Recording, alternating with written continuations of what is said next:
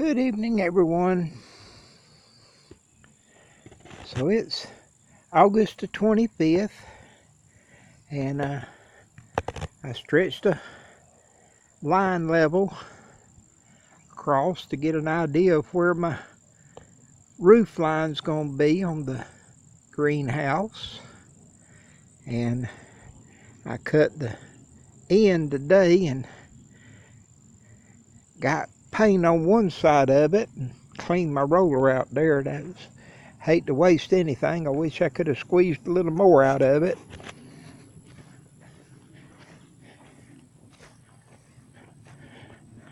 Got a good late crop of figs coming on.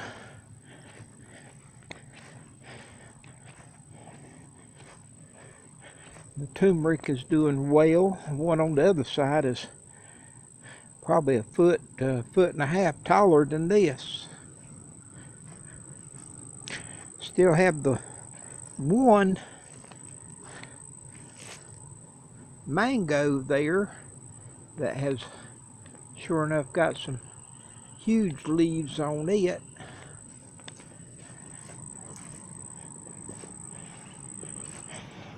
And I was in a rush this morning, and I guess I missed hitting the golden dewdrop bush with the water, and it's showing it. But I had to relocate everything from back there to up here and get my boards cut. Like I said, got the first coat of primer on,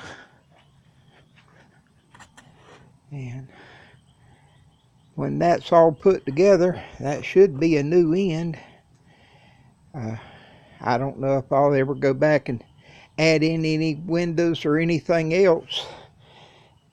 These right here will be spread apart for the 6-foot door, which will, the crown piece down there is a full 8 foot, and so it'll be sitting on top of this, and I'll get my door cut and all. And so anyway, I thought about trying to do a few post holes while it has cooled off today real nice. It's around 85, a little light breeze, just enough to rock the leaves a little bit.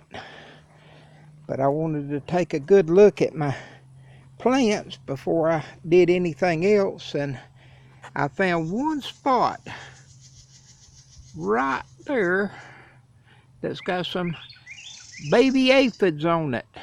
And so in place of digging post holes, I'm fixing to get them out with some spray.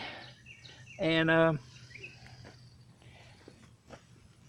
have the gallon of the takedown, and it works really well and would do good for just the aphids. But I'm gonna go with this one because I don't see any with a caterpillar. Most times you will see some droppings, because caterpillars eat like rabbits and then they poop like rabbits, and so you see some droppings usually with caterpillars. And so I'm thinking that this damage here is from a grasshopper, and this will get the grasshopper. And it is, according to everything I can read and all that, it is organic. It's recommended for organic gardening, and that's what I've been using this summer and has done well. And I hope I can get the greenhouse done before long and get them. I wish I could get enough people to come pick them up and I wouldn't have to move them all back in the greenhouse, but it don't seem like that's happening near as fast as I need it to. But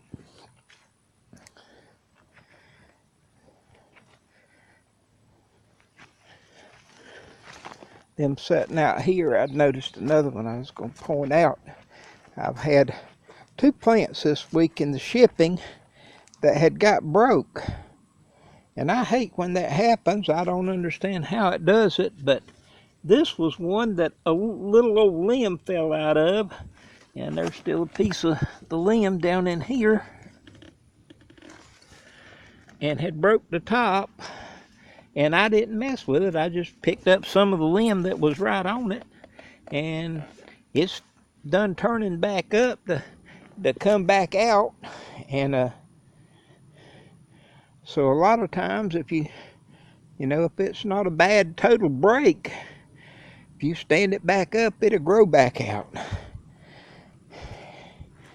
And with the size of a lot of the plants that I do ship, pretty near after you get it reclimatized to wherever you are, you could probably take some cuttings off of them and they would turn into some better looking trees. These here was the ones that was from last year that were about this size when I put them in the gallon pots and started cutting on them. And the others back here the same way, but I haven't kept it cutting and trimming as much as a lot of them could have used this year. I still have the big old roof vats back here that were in the greenhouse, and I was going to point out different people talking about cutting. That's where this one was cut back to go in the greenhouse from last year, and that's where it is now. From there to there. And I don't know, that's around 3.5 to 4 foot.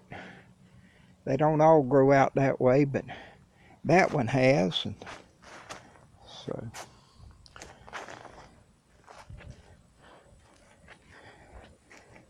I had been holding off on watering the ones in the dirt. We had gotten a few good rains, and I wanted them to send roots down as deep as I could get them to do. And holding off on the rain this morning, some of them was looking kind of rolled up bad, just getting too dry, and the humidity was such that they needed something. So I hooked the water back up today and watered them.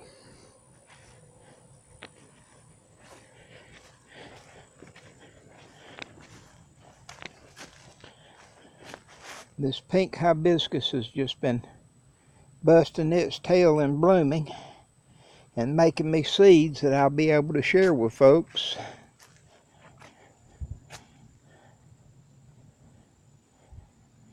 And that's what life is on the August 25th.